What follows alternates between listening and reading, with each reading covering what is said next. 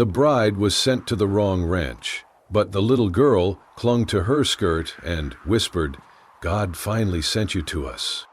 Montana Territory, winter of 1869. The wind carved like knives across the open plains, sweeping snow into angry swirls that buried the horizon. Miles from the nearest town, the vast white land seemed untouched by time, silent, solemn, and cruel. At the edge of that silence stood a woman. Annabelle Sinclair pulled her wool shawl tighter against her throat, boots crunching through the deep snow as she approached the dark silhouette of a ranch house. Her gloved hand trembled as she raised it to knock. Before her knuckles could touch the wood, the heavy door creaked open. A tall man filled the frame. His eyes, slate gray and cold as the wind, studied her like she were a ghost. The lines around his mouth were tight.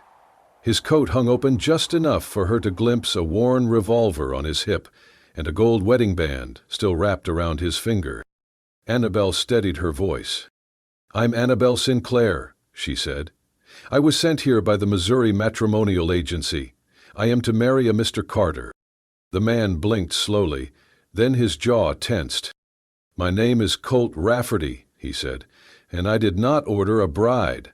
A gust of wind slammed into her back like a shove, but Annabelle did not move. "There must be a mistake," she said, trying to keep her tone calm.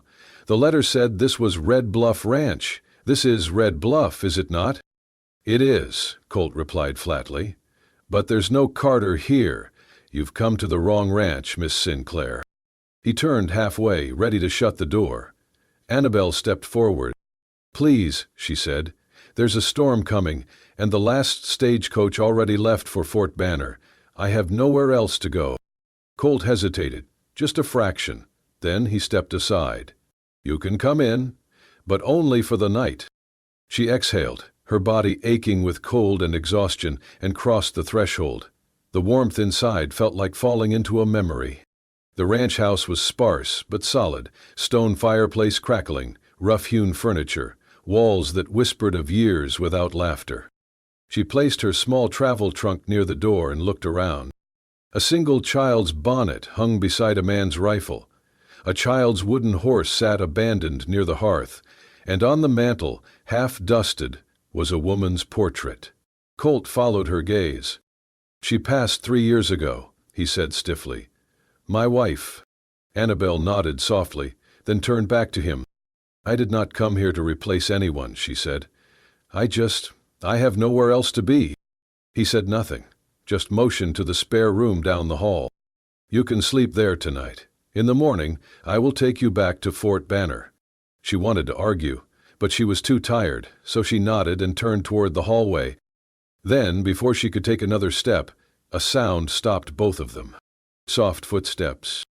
Out of the shadows of a nearby room, a small figure emerged. A girl, no more than 5 years old, barefoot, in a faded blue nightdress. Her dark hair fell in unbrushed waves to her shoulders. Her face was pale, her eyes wide, like she had seen something no child ever should. Colt froze. His hand instinctively went to his side, not for his gun, but for steadiness. The girl walked straight toward Annabelle. Not a word was said. And then, tiny fingers reached out, clutched the edge of Annabelle's skirt, and in a voice that had not been heard for 3 years, soft, breathy, broken, the child whispered, "God finally sent you to us." The room went still. Colt's breath caught in his throat. He took a step forward. "Emmy." The little girl said nothing more, but her grip on Annabelle's skirt tightened, her body pressed gently to the warmth of a stranger. Colt knelt slowly, disbelief all over his face. "She hasn't spoken," he murmured. "Not since." He did not finish the sentence. The words were too heavy. Annabelle knelt down to meet the girl's eyes. "Hello, sweetheart," she said gently. "My name is Annabelle." The child looked up, lips trembling. "Are you going to leave too?" she asked, barely audible. Annabelle's heart cracked like ice. She touched the girl's cheek. "No," she said, "not tonight." Colt stood in silence, his hands clenched at his sides, eyes filled with something between awe and fear. He looked at Annabelle. And for the first time since she arrived, his voice softened. "Stay," he said. "At least, until the storm passes." Annabel nodded once. But in her gut, she knew. The storm had already come, and she was already inside it. The storm did not break. It stayed heavy over the land, burying the hills in white and sealing the roads in silence. Days passed, but the snow only deepened. Colt did not speak much, but on the morning after Annabel arrived, he informed her she could stay a few more days until the weather cleared. He did not say it kindly, but not cruelly either. It was simply fact. Annabel accepted without question. She had nowhere else to go. The ranch house felt like it hadn't changed in years. Time clung to the corners, heavy, unmoving. On the mantel, the photograph of a woman watched over the room with quiet dignity. Her hair was pinned high, her smile delicate but unsmiling. A thin layer of dust on the frame suggested it had been untouched for months, perhaps longer. A piano stood in the parlor, its surface scratched, keys yellowing. Annabel ran her fingers along the lid but did not lift it. She imagined it had once sung with joy, maybe lullabies. Now it held only silence. In the wardrobe of her guest room, she found a dress still hanging, fine lace, faded blue. The sleeves were stitched with care. She knew, without asking, that it had belonged to the late Mrs. Rafferty. Perhaps Colt had meant to pack it away. Perhaps he could not. Colt remained distant. He spoke in short, functional sentences. He rarely met her eyes. Yet his actions were precise, thoughtful. He added extra logs to the fire before she woke. He nailed down a loose window panel in her room when the wind howled through. He repaired a crack in the kettle handle after seeing her struggle to pour tea. These things he did without a word, as if he were repairing the house for no one in particular. Annabel noticed, and she understood. Emmy, meanwhile, began to bloom like a shy flower in frost. At first, the girl hovered at the edge of the room, never far, never close. She followed Annabel with her eyes, clutching a small rag doll with missing buttons. She did not speak again, not even a whisper, but she watched. One afternoon, while Annabel sat by the window, mending her glove, Emmy placed a folded piece of paper beside her on the table and scurried away. It was a drawing. 3 stick figures, one tall man, one woman with yellow hair, and a small girl holding both their hands. Above them, a bright sun, and something scrawled in uncertain letters. "Mama." Annabel pressed the paper to her chest, her breath hitched. The next morning, Emmy brought her a crooked plate of biscuits, half-burned and lopsided. The kitchen smelled of flour and smoke. Annabel thanked her like it was a royal feast and ate each bite with care. Emmy smiled for the first time, tiny, unsure, but real. Later that week, while Colt worked in the barn, Annabel sat outside with Emmy in the brittle sunlight. The girl climbed into her lap and curled there like she belonged. Annabel read to her from a worn Bible she found on the shelf. Emmy did not understand all the words, but she listened. Her small fingers played with the edge of Annabel's sleeve. Inside, through the window, Colt watched them. He did not interrupt. The warmth between them did not chase away the cold, but it built a space within it, a quiet fire that held back the dark. And yet, under every soft moment, there remained something unspoken, something that lingered in Colt's stare, something that trembled behind Emmy's silence. The house was healing, perhaps, but it was not whole, not yet. Colt found the letter by accident. He had been searching the guest room for extra blankets. Annabel had mentioned the draft last night, and spotted the envelope tucked beneath a folded shawl. He should not have opened it. But the paper was unsealed, and curiosity had a way of turning into something else when silence filled a house. The handwriting was delicate, but the words cut deep. Her injuries have healed well enough.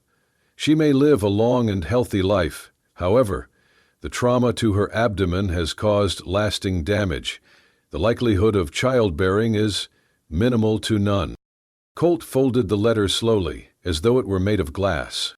That night the fire burned low in the hearth, casting long shadows across the floor. Emmy was already asleep upstairs. Outside, the wind howled through the broken trees. Annabelle sat in the armchair, a shawl over her shoulders, staring into the embers. Colt stood near the window, his arms crossed, jaw tight. He watched her for a moment before speaking. "I found a letter today," he said. Her shoulders stiffened. She did not look at him.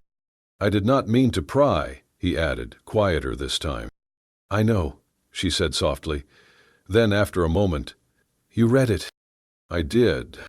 Silence stretched between them, thick and uncertain. She finally turned toward him. Her face was calm, but her eyes betrayed it all, the shame, the hurt, the fear of being seen too closely. "I was a nurse," she began, "during the war. Not by training, just by necessity." Colt sat across from her. He said nothing, only listened. "There was this one boy," she said, voice barely above a whisper, "no more than 8. He was brought to us wrapped in a Union flag. His mother held him like he was still breathing, but he was long gone." Her fingers clenched the fabric of her dress. "Every night after that, I dreamed of his face. And then came the explosion." She touched her side instinctively, as if she still felt the wound beneath her ribs. "They said I was lucky to survive, but the damage was done. I will never have children of my own." Colt looked at her, not with pity, not with sorrow, with something steadier. "You saved lives," he said, "and paid a price most men couldn't bear." She blinked, surprised. "There are scars you can see," he continued, "and others that stay hidden, but I think you've survived better than anyone I have ever known." She looked away, eyes shimmering, lips pressed tight. "I do not want your sympathy," she whispered.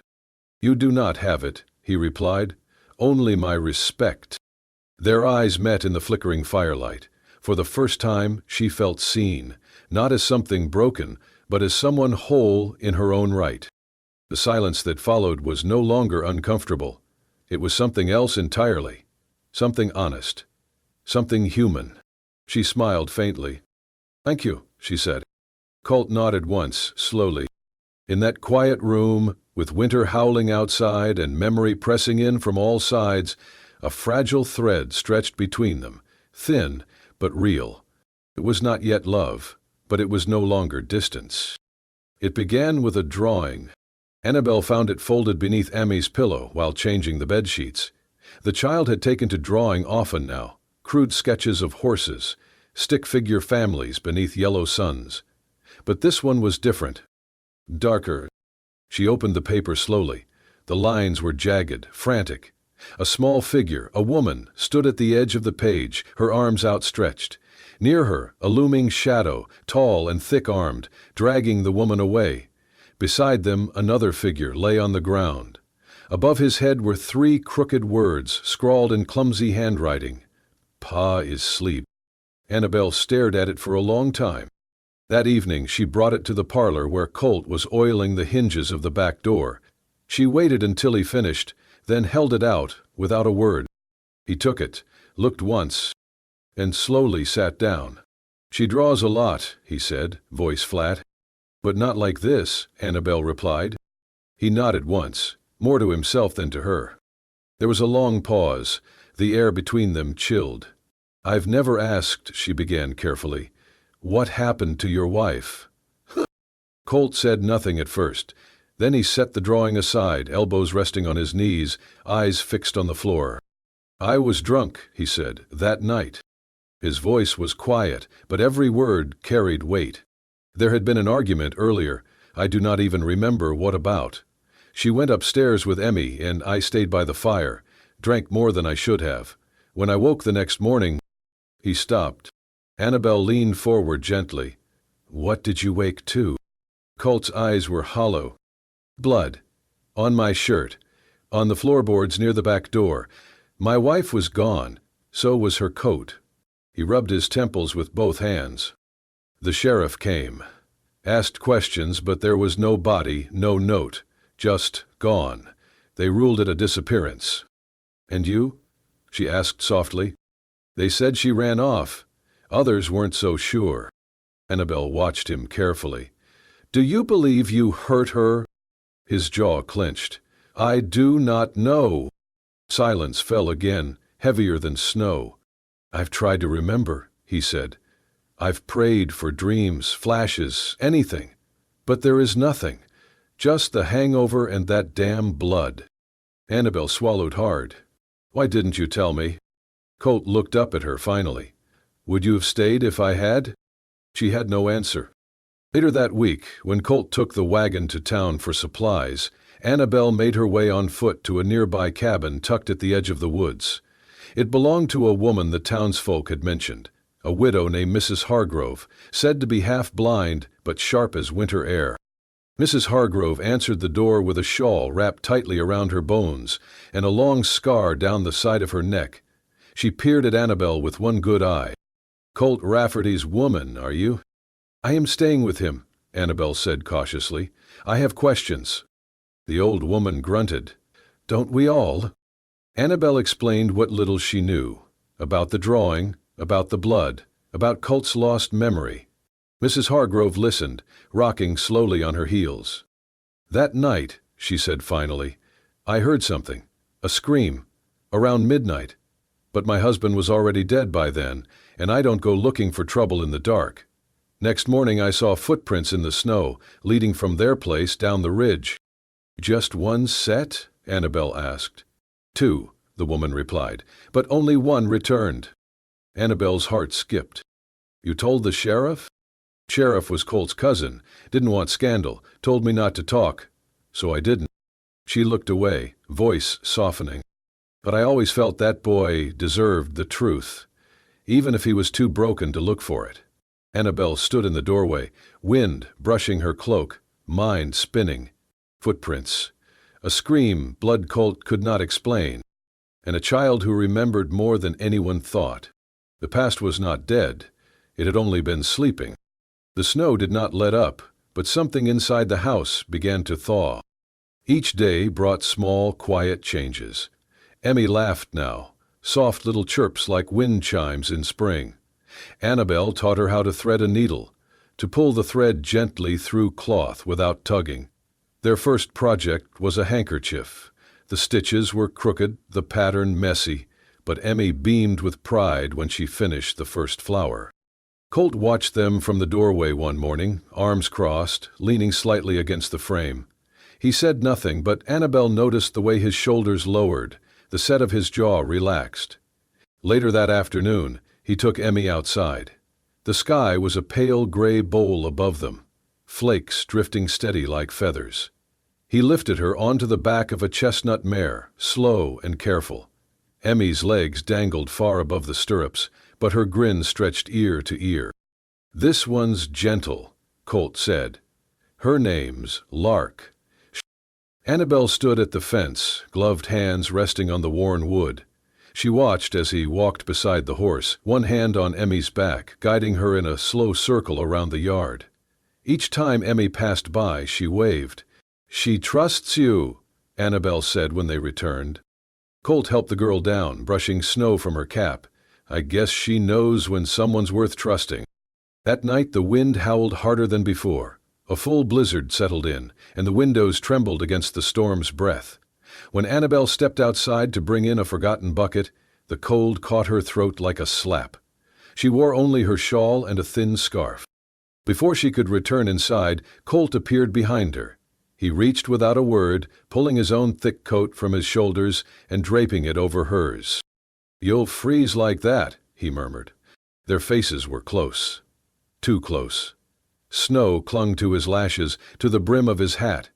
His breath curled in the narrow space between them, warm against her cheek. His hands lingered as he adjusted the coat's collar, fingers brushing her neck. Annabel looked up at him. His eyes weren't cold anymore. They were tired, maybe, wounded, but open in a way she had never seen before. "Thank you," she said, voice nearly lost to the wind. He nodded once, then turned to open the door. Back inside, they stood near the fire, the coat still wrapped around her. Emmy was asleep in the rocking chair, her doll resting on her chest. The storm outside was merciless, but the room glowed golden. "I met her at a fair," Colt said suddenly. Annabelle looked up. "My wife. Her name was Eleanor. She wore blue, always blue, even in winter. She used to laugh at the way I walked in boots, said I looked like a stiff ox." Annabelle smiled gently. "She sounds strong." "She was," he said. "She kept this place alive long before I knew how. Taught me how to cook, how to hold Emmy without panicking. I was no good at babies." His smile flickered, then faded. "I still wear this." He lifted his left hand, showing the ring. "Because I'm afraid, if I take it off, I'll forget the sound of her voice." Annabelle reached out slowly, carefully. Her hand came to rest over his chest, just above the heartbeat. "Maybe," she said, "she wants you to remember something else now. Not just her voice, but the way she loved you, and how much you still have left to give." Colt swallowed hard. "I do not know how," he said. "You do," she replied. "You already are." His hand hovered just beneath hers, not touching, but close. The storm raged outside, fierce and unforgiving. Inside, the warmth between them held, fragile but real, and for the first time since she arrived, Annabelle did not feel like a guest in this house. She felt like she had been waited for. The snow had begun to melt. Days grew longer, though the air still bit with winter's breath. Inside the house, the quiet routine of newfound warmth carried on. Annabelle's stitching, Colt's repairs, Emmy's laughter in the yard. But peace has a way of warning, just before it breaks. One afternoon, while Colt was tending to the horses beyond the southern fence, a rider approached the ranch. Annabelle stood in the doorway, shielding her eyes from the sun, as the man dismounted. He wore a dust-covered coat, a battered hat pulled low. His boots dragged with the weight of distance, but something about his posture was familiar, too familiar. Annabelle stepped forward cautiously. "Can I help you?" she asked. The man removed his hat. Beneath it was a face weathered by years, but unmistakable. Hard-set jaw, eyes like rusted nails. "Name's Danner," he said. "Used to work this place a few years back. Heard Colt Rafferty might still be living here." Annabelle nodded slowly, throat tightening. Emmy had come to the doorway beside her, small hand wrapped around Annabelle's fingers. But the moment the girl saw the man, her entire body stiffened. Then she turned and bolted. "Emmy?" Annabelle called. But the girl was already inside, vanishing down the hall. Annabelle turned back to Danner. "He's out by the south fence," she said tightly. Danner nodded once, then began walking. Inside, Annabelle found Emmy curled beneath the bed in the guest room, her tiny frame shaking violently. She knelt. "Sweetheart, what is it?" Emmy didn't speak. She simply grabbed a piece of charcoal from the nearby sewing table and frantically drew on the wooden floorboards, fast, desperate strokes. Annabelle watched. A woman, a child, a man with a blade, blood, the same shadowy figure from Emmy's past drawings. Annabelle's heart pounded. She stood and made for the rifle mounted above the fireplace, but before her hands reached it, the doors slammed open. Danner, his eyes found her with eerie calm. "She remembers, don't she?" he said. Annabelle stepped back. "You killed her," she said. He smiled, but it didn't reach his eyes. "She wasn't supposed to be there. Neither was the kid. But your man, Colt? He was too deep in drink to see straight." He stepped forward, pulling a knife from beneath his coat. "Can't risk her talking now." Annabelle's hand darted for the rifle, but he was faster. He knocked it aside, sending it clattering across the floor. She turned, trying to run, but he caught her by the arm. A scream burst from her lips as he shoved her to the ground and raised the knife. Then a blur. "Emmy." The child darted from the hallway, screaming in pure terror. "No!" Annabelle twisted, throwing herself between the man and the girl, just as the knife came down. The blade cut deep. She collapsed, blood blooming across her bodice. "Annabelle!" Colt's voice roared from the doorway. The crack of a rifle shattered the air. Danner stumbled backward, clutching his side. Colt advanced, gun still raised, face a storm of fury. He kicked the knife from the man's reach and knelt beside Annabelle. Blood soaked the floor. "Stay with me," Colt said hoarsely. Annabelle's eyes fluttered. Emmy crawled beside her, sobbing uncontrollably. Then, through the choking gasps, came the sound that shattered everything. "Mama!" Emmy screamed. "Mama, don't go." Colt froze. Tears streamed down the girl's face as she clung to Annabelle's arm. Outside, neighbors drawn by the gunshot began to arrive. One of them, a former deputy, recognized Danner immediately. They called for the sheriff. It did not take long for the truth to unravel. With Emmy's trembling testimony and the neighbor's recollection of the scream years ago, Danner was arrested. Colt gave his statement with a hollow voice. But nothing mattered more in those hours than the fever that followed. Annabelle drifted in and out of consciousness, her skin pale as moonlight, her breaths shallow. Colt barely left her side. He sat through the nights, mopping her brow, whispering her name, begging her to fight. Once, when the fever broke briefly, she stirred. Her eyes met his. "You stayed," she whispered. "I never should have let you get hurt," he choked. She smiled faintly. "Worth it, for her." From the doorway, Emmy tiptoed in. She climbed onto the bed beside Annabelle and gently placed a damp cloth across her forehead, mimicking what she'd seen Colt do. Then, looking at him with eyes far older than her years, she whispered, "She's my mama now." And Colt, broken, breathless, could no longer deny the truth in that. He leaned down, brushed Annabelle's hand to his lips, and said, "You saved us both." Annabelle stood at the window long after the fire had died, watching snow fall in quiet spirals outside. The wound across her ribs had mostly healed, but the ache inside her had only grown. She could not stay. Not after everything. Not when she could never give Colt what his wife once did. That morning she sat at the kitchen table and wrote with a trembling hand. "Dear Colt, you have given me a warmth I thought I'd never feel again. But I am not whole. I cannot bear children, and you deserve more than what I can offer. You and Emmy need someone who can give you a real future, not just pieces of one. Please know that I love you both, but love is not always enough." She folded the letter carefully and placed it on the mantel beneath the photograph of Eleanor. Then she turned to pack. Upstairs, Emmy stirred from her nap. The house was quiet, too quiet. She crept down the stairs in her socks, doll clutched in her arms. That was when she saw the letter, her name scrawled in the second paragraph, right after the words, "I cannot be her mother." Her chest tightened. Emmy did not cry. She simply turned, walked back up the stairs, pulled on her boots, her scarf, and slipped quietly out into the snow. By the time Annabelle noticed the front door ajar, the wind had begun to pick up again. Panic clutched her chest. She raced upstairs, calling Emmy's name, tearing through rooms. Nothing.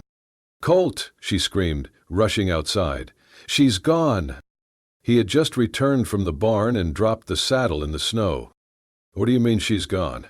"She read the letter," Annabelle said, eyes wild with guilt. "She thinks I'm leaving because of her."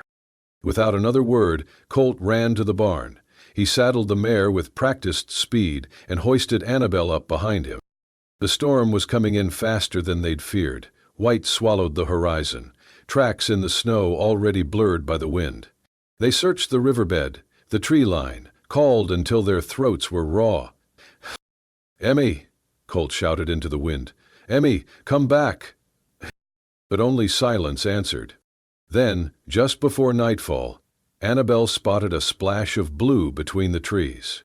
He slid off the horse before it stopped moving. There, huddled beneath a gnarled pine, lay Emmy, arms wrapped around her doll, cheeks pale, eyes barely open. "Baby," Annabelle choked out, falling to her knees. "What have you done?" Emmy's lips trembled. "You don't want me anymore." Annabelle pulled her close, cradling her with shaking arms. "No," she whispered, pressing her forehead to the child's. "I was never leaving you. I thought I was protecting you, but I was wrong." Colt knelt beside them, wrapping his coat around them both, his hands trembling. "Don't you ever run from us again," he said, voice cracking. You're our little girl, nothing changes that. Emmy's small arms reached up, locking around Annabelle's neck. I want you to be my mama forever, she whispered. And Annabelle, crying now, held her tighter. Then I will be, she said. Forever, if you'll have me. Colt's hand found Annabelle's, squeezing it in silent agreement.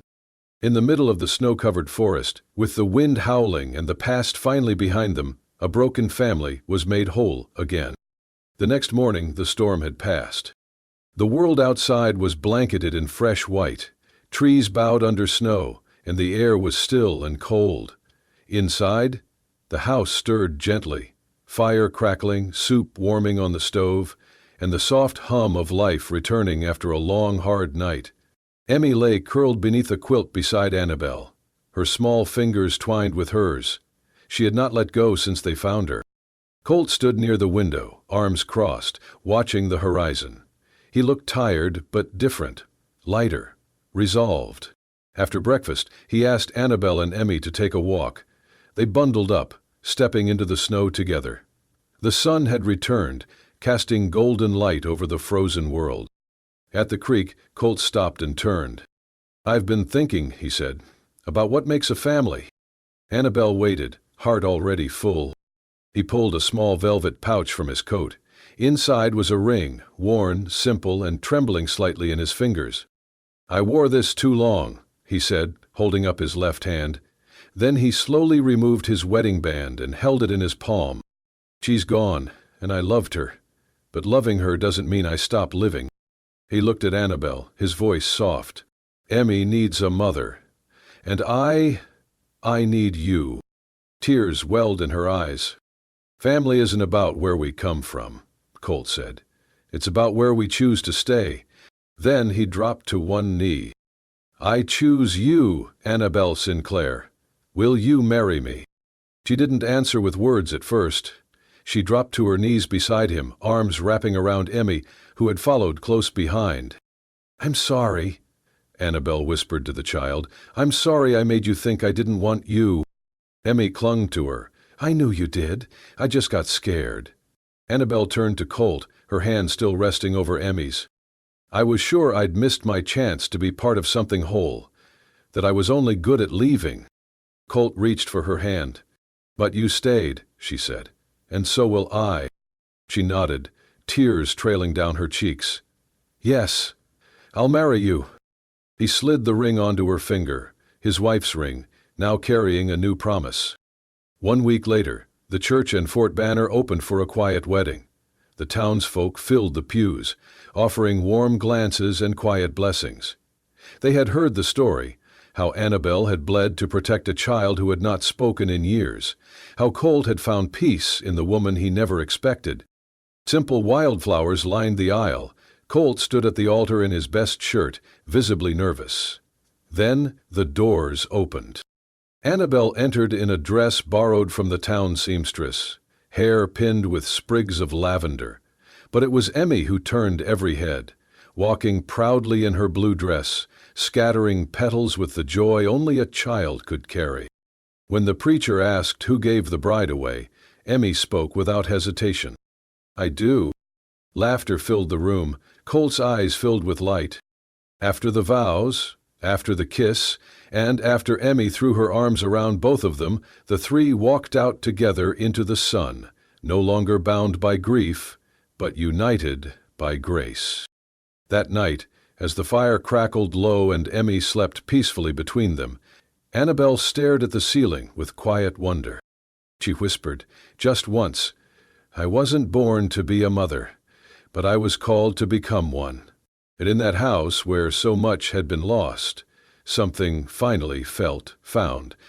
If this story touched your heart, if you felt the chill of a Montana winter, the warmth of a love hard earned, and the power of a little girl's first word, then you are the reason we tell these stories.